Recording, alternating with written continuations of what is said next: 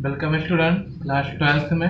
आज मैथमेटिक्स के इस वीडियो ठीक है मैट्रिसेज आपको है यानी कि अवयव में हम क्या करेंगे, आपको अवयव के सारे कॉन्सेप्ट एंड थ्योरी जो है आपको पढ़ाएंगे। इसलिए हमने क्या किया है, पहले इसको लिख लिया है क्योंकि हमारे पास जो है समय कम होता है। इस समय में क्या करते हैं, हम ज़्यादा से ज़्यादा बताने की कोशिश करते हैं।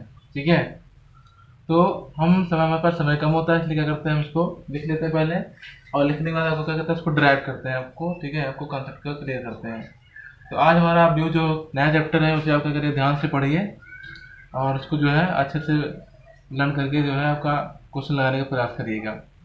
देखते हैं आपका कॉन्सेप्ट क्या, आपका यहाँ पर जो कॉन्सेप्ट हमारा है आज का, जो आपका अवधारणा है यहाँ पर, अव्यू होता है क्या है, अव्यू को लिखा कैसे जाता है। ठीक है, इन सभी बातों को क्या करेंगे, हम यहाँ पे जानेंगे। तो लिखते हैं यहाँ पे, कह रहा है कि अव्यू है हमारे पास। तो जो डिफिनेशन हमारी होती है, कह रहा है कि यम एन संख्याओं के ऐसा समुच्चय जो यम पंक्ति तथा एन स्तंभों वाली आयताकार सारणी के रूप में व्यवस्थित होता है, उसे यम इंटू एन अव्यू कहते हैं। यानी ये क्या होता है, अव्यू जो होता है आयताकार श्रेणी में, आयताकार जो है बॉक्स में रखा जाता है और उसमें यम इंटू एन क्रम में रखा जाता है। जो हमारा नंबर होता है यम इंटू एन क्रम में लिखा जाता है। यम एन इंटू क्रम मतलब होता है आपका, यहाँ पे यम का मतलब होता है पंक्ति में और एन का मतलब होता है आपका स्तंभ में। ठीक है, यम क्या है, आपको जो है पंक्तियों की संख्या है, एन क्या है, स्तंभों की संख्या है। तो ध्यान रहे कि ये आपका प्रश्न हो गया। और जो अव्यू होता है, ठीक है, अव्यू का कोई इसका जो यूज होता है, आप देखते हैं कि रीजनिंग में भी हमारे पास यूज होता है, ढेर सारे अव्यू का यूज होता है, वहाँ से हमारे क्वेश्चन पूछे जाते हैं। इसको ध्यान से पढ़िएगा। उसका क्या है कि अव्यू का कोई संख्यात्मक मान नहीं होता है ना, इनका कोई निश्चित मान नहीं होता है कि यही होना है। ये तो हमारा गया आपका भाषा तुमने जान गया कि क्या होता है, आयताकार बॉक्स होता है, उसमें जो नवे नंबर लिखे जाते हैं और पंक्ति से आपको स्तंभ में लिखा जाता है। ठीक है, पंक्ति को ध्यान में रख के लिखते हैं। ध्यान में यहाँ पे कि कह रहा है कि अब मैट्रिक्स के अवयव क्या होते हैं, एलिमेंट ऑफ मैट्रिक्स, यानी कि अव्यू के अवयव में है कि अव्यू जिन संख्याओं से निर्मित होता है, अव्यू जो है जिन संख्याओं से निर्मित होता है उसे हम अव्यू का अवयव कहते हैं, उसे अव्यू का अवयव कहते हैं, यानी कि एलिमेंट ऑफ द मैट्रिक्स बोलते हैं। जितने भी हमारे एलिमेंट उसमें होते हैं पंक्ति के रूप में, स्तंभ के रूप में, वो सारे एलिमेंट क्या होते हैं, हमारे क्या होते हैं, हमको मैट्रिक्स के अवयव कहे जाते हैं। जैसे हमारे यहाँ लिख लीजिए 1 2 3 4 5 6 है ना, यहाँ पे 6 एलिमेंट है। ये क्या करेंगे, हमारे अव्यू के अवयव कहलाएंगे। एक चीज और यहाँ पे कि अव्यू को क्या करते हैं, हम इसको ब्रैकेट में रखते हैं ना, ब्रैकेट देखना है आपको, यह आयताकार आपको बॉक्स है, इसे क्या करते हैं यहाँ पे, इसी के अंदर हम मैट्रिक्स के अवयव को रखते हैं। अगला बात आती है यहाँ पे कि अवयव का क्रम अथवा कोट कैसा होता है। अवयव का क्रम अथवा कोट इस प्रकार होता है कि अवयव में क्या हो, यम मतलब पंक्तियों की संख्या हो तथा क्या हो, पंक्तियों का नंबर हो आपका, और यन जो हमारा है वो स्तंभों की संख्या हो, तो क्या करते हैं, यम इंटू यन क्रम में रखते हैं। यानी कि पहले पंक्तियों की संख्या को ही ध्यान में रखते हैं और क्या होता है, स्तंभ अपने आप बन के चले जाते हैं आपका। तो यम इंटू यन क्रम का ध्यान में रखते हैं, इसे बोलते हैं क्या, यम इंटू यन क्रम का अथवा यम इंटू यन कोट का अवयव कहते हैं। जब क्या करते हैं, पंक्तियों को ध्यान में लिखते हैं, पंक्ति को लिखते जाएंगे तो स्तंभ अपने आप बनते जाएगा। यहाँ पे जैसे वाले A B C D E F, आप देखिए यहाँ पे कि पंक्ति कितने हैं, 3 है। ये 3 क्या है, पंक्ति का है, यानी यम बराबर हो गया हमारा यम इंटू यन हो गया। ठीक है, तो यम कितना है, 3 है, और यन कितना है आपका, 2 है। यहाँ दिखाएंगे आपको, ये आपका पंक्ति हो गया है ना, ऐसे ऐसे, और ये हो गया हमारा स्तंभ। जैसे हमारा एक आपको पिलर होता है, वो क्या होता है, एक आपका स्तंभ के रूप का होता है। तो यहाँ 2 इंटू 2 यानी कि 2 पंक्ति और 2 स्तंभ है। ठीक है, आगे है यहाँ पे, अब बताते हैं यहाँ पे आपको जो है कि अलग कॉन्सेप्ट है। जरा कि अगर अव्यू हमने जान लिया है, अव्यू के अवयव जान लिया हमने यहाँ पे, अब अव्यू को निरूपण कैसे करते हैं। ठीक है, रिप्रेजेंटेशन ऑफ द मैट्रिक्स है। तो अव्यू का निरूपण जो हमारा होता है, पहले इससे पहले हम इसको जान लेते हैं कि अव्यू में क्या होता है, पंक्तियों तथा स्तंभों की संख्या का बराबर होना आवश्यक नहीं है। ये नहीं है कि आपको जो है पंक्ति भी बराबर हो और जो है स्तंभ में बराबर हो तो भी क्या होता है, हमारा अव्यव बनता है। ठीक है, ऐसा आवश्यक नहीं है, तो ध्यान रखिए आपको इस बात को। और क्या है यहाँ पे कि अगर समझना है कि अगर कोई अवयव है जिसमें यम पंक्तियां हैं या स्तंभ है, तो उसमें कुल अवयव की संख्या कितनी है, इस बात को जानने के लिए क्या करते हैं हम यहाँ पे कि हमारे पास क्या है, यम जो है पंक्ति है, यन स्तंभ है, तो दोनों को मल्टीप्लाई कर देते थे तो हमारा क्या हो जाता है कि सारे एलिमेंट्स निकल आते हैं। यहाँ है यदि अवयव में यम पंक्ति तथा यन स्तंभ है तो कुल अवयव की संख्या कितनी है, यम इंटू यन है। तो अवयव का निरूपण हो जाएगा यहाँ पे। अगर है प्राय जो हमारा अवयव का निरूपण होता है वो अंग्रेजी वर्णमाला के लेटर से होता है, ठीक है। तो ये आपको जो है अवयव बना हुआ है उसको क्या कहते हैं हम ए बी सी डी या कुछ भी आपको जेड तक दिखा सकते हैं। वही बात होती है अगर हम क्या करते हैं यहाँ पे, अगर हम इंटरनल यानी अंदर के जो हमारे हैं अवयव हैं उन्हें कैसे दिखाते हैं, तो हम देखते हैं यहाँ पे कि उसे क्या करते हैं, ऐसा इनके संग जो छोटे अक्षर होते हैं यानी जो ABCD के जो छोटे स्मॉल लेटर हैं उन्हें क्या करते हैं हम जो है निरूपित करते हैं अवयव के रूप में। तो अवयव के रूप में निरूपित करते हैं यहाँ पे कि जो हमारा दो अलग अलग रूप है यानी कि वैसे 1 1 1 2 1 3 1 4। तो अब आपने क्या किया है यहाँ पे, जैसे हमने ए लिया है ना, ए लिया है तो ए का जो छोटा लेटर क्या हो गया, स्मॉल ए हो गया। तो स्मॉल ए में हम क्या करते हैं यहाँ पे, जैसे हमारा अवयव है तो ये हमारा पंक्ति है और दूसरा क्या हमारा स्तंभ है। तो इसमें ये क्या है आपका 1 है आपका पंक्ति, दूसरा क्या है आपका स्तंभ है। तो 1 इंटू 1 यानी कि आपका 1 1 1 2 यानी कि एक पहला स्तंभ दूसरा पंक्ति, सॉरी पहला पंक्ति दूसरा स्तंभ, पहला पंक्ति दूसरा तीसरा स्तंभ, ये आपका लिखा हुआ है यहाँ पे। तो इसको क्या करेंगे आपको यहाँ पे A1 1 यानी कि पहली पंक्ति पहला स्तंभ, पहली पंक्ति दूसरा स्तंभ, पहली पंक्ति तीसरा स्तंभ, ठीक है। यहाँ आपका क्या आपका दूसरी पंक्ति पहला स्तंभ, ठीक है, दूसरी पंक्ति दूसरा स्तंभ, दूसरी पंक्ति जो हमारा हो गया तीसरा स्तंभ हो गया आपका यहाँ पर, ठीक है। तीसरी पंक्ति पहला स्तंभ, तीसरी पंक्ति हमारा हो गया दूसरा स्तंभ और तीसरी पंक्ति दूसरा तीसरा स्तंभ हो गया। यहाँ पे इसको पढ़ते हैं यानी कि ये हमारा किस क्रम में है, 2 इंटू 3 क्रम में है और इसे हमारा 3 इंटू 3 है। अब देखिए यहाँ पे इसे क्या बोलेंगे, यहाँ लिख सकते हैं आपका A11 है ना, A12 A13 है ना, A21 A22 A23, ये हमारा बन सकता है। यहाँ पे हम इसी के हम जो हमारा ये अवयव है, ये जो हमारा मैट्रिक्स है इसी के संगत लेने वाले हैं, ठीक है। और जैसे हमने बी लिखा तो बी के संगत ही लेंगे, जैसे हमने बी आपको। तो अगर हम क्या करते हैं यहाँ पे अवयव को दिखाना है तो हम क्या करेंगे B11 B12 है ना, B1 21 B2 जो है आपका 2 रहेगा, B31 और B जो है 3 2, ऐसे आपको कर सकते हैं यहाँ पे, ठीक है। तो ये आपको रिप्रेजेंटेशन हो गया हमारा यानी कि मैट्रिक्स का दिखाना। अवयव तथा जैव स्तंभ के अवयव को क्या करते हैं उस अवयव का अवयव कहते हैं।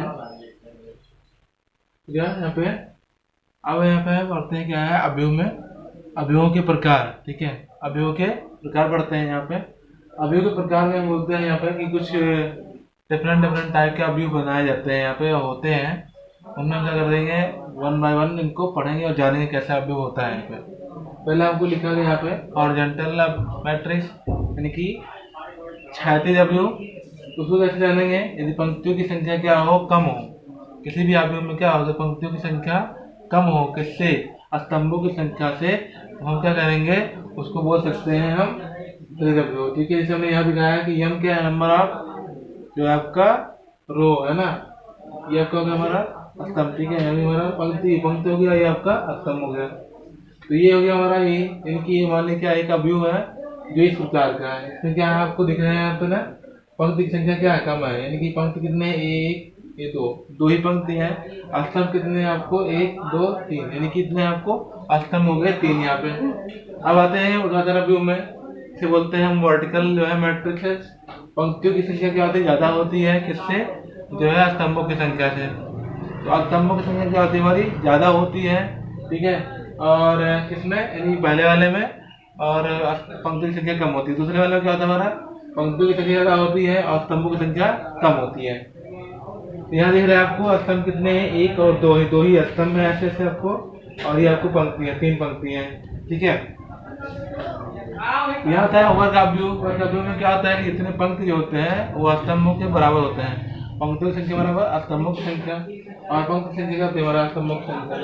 यम इंटू इसे अगर मान लीजिए क्या है केवल पंक्ति कर सकते हैं, आपको यन इंटू इन लिख सकते हैं। यहाँ पे मुख्य विकर्ण क्या आपका मुख्य विकर्ण जानते हैं, यहाँ पे कहता है इसी का पॉइंट है वर्ग अवयव में ही होता है, इसी का पॉइंट है। कह रहा है आपको जो है कि मुख्य विकर्ण यानी कि मेन डायग्राम क्या होता है, कह रहा है कि अगर कोई अवयव है n इंटू n क्रम का है, ठीक है, जिसके आप पंक्तियों की संख्या बराबर स्तंभों की संख्या, यानी कि वर्ग अवयव में ही क्या होता है, मेन आपका डायगोनल होता है।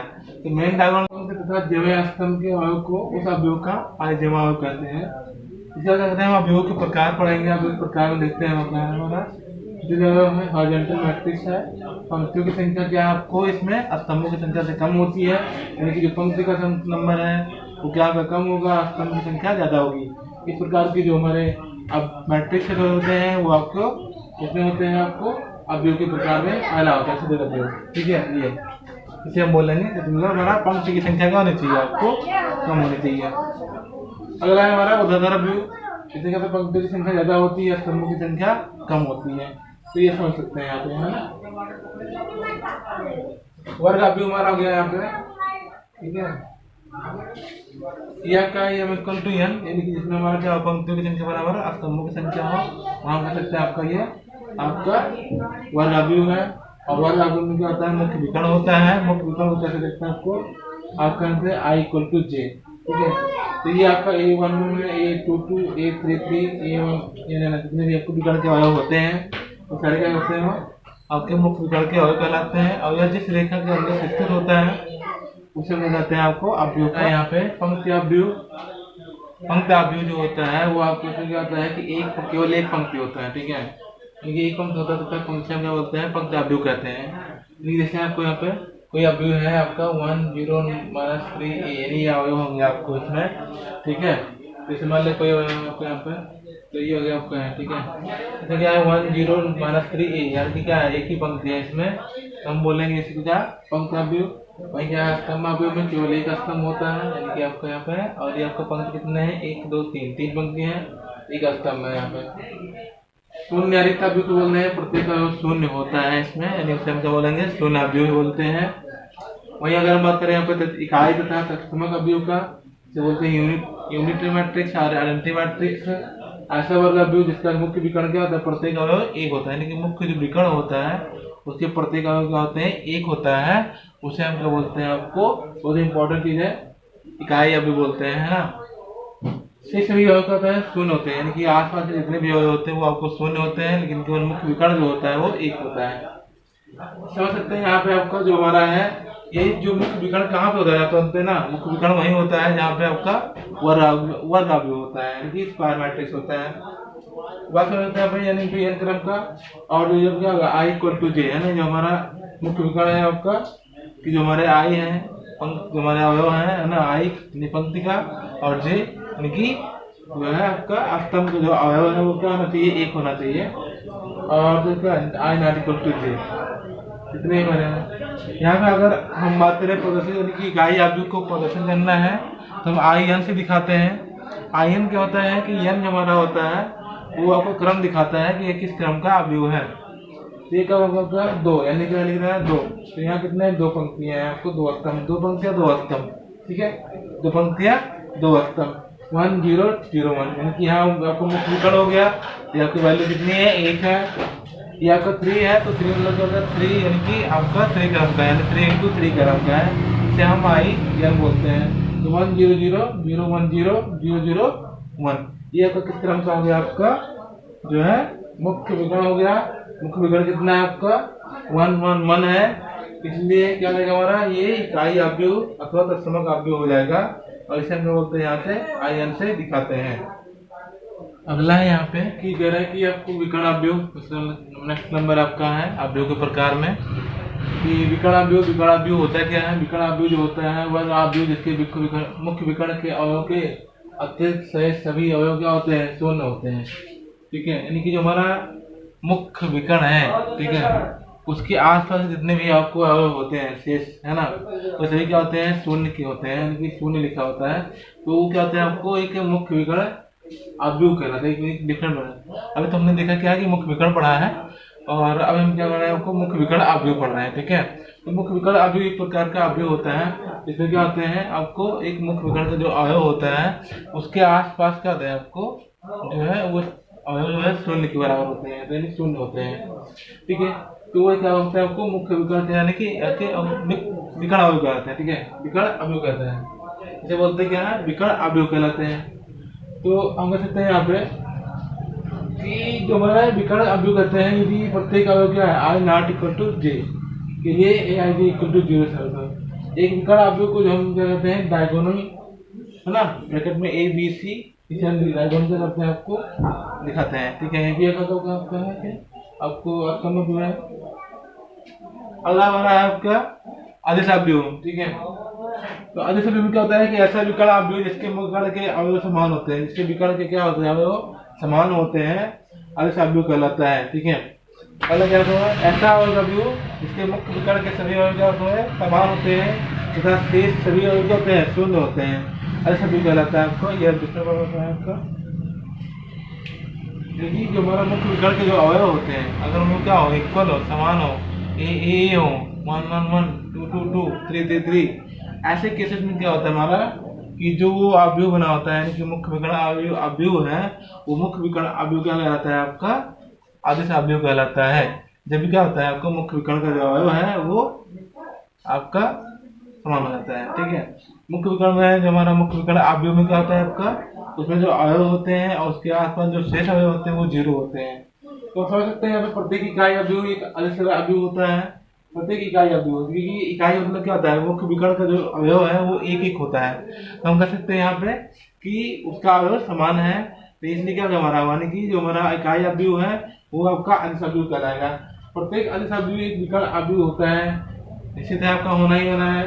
ठीक है, भले ही आपको क्या हो अवयव समान हो, है ना, उससे कोई लेना नहीं, लेकिन हमारा क्या होता है एक विकर्ण अवयव जो हमारा होता है, आदेश अवयव जो होता है, कोई भी आदेश अवयव जो होगा वो आपको विकर्ण अवयव होना ही होना है। ये आपका रहा अवयव के प्रकार में दो बचे हुए हैं, उन्हें हम क्या कराएंगे अगले बताएंगे आपको अगले वीडियो में। इसे जब तक आपको नया क्वेश्चन के नहीं दिया जाता है, आपको क्वेश्चन करने नहीं है तब तक आप कॉन्सेप्ट को जैसे पढ़ लीजिए, डिफरेंट टाइप का अवयव पढ़ लीजिए क्या है आपको।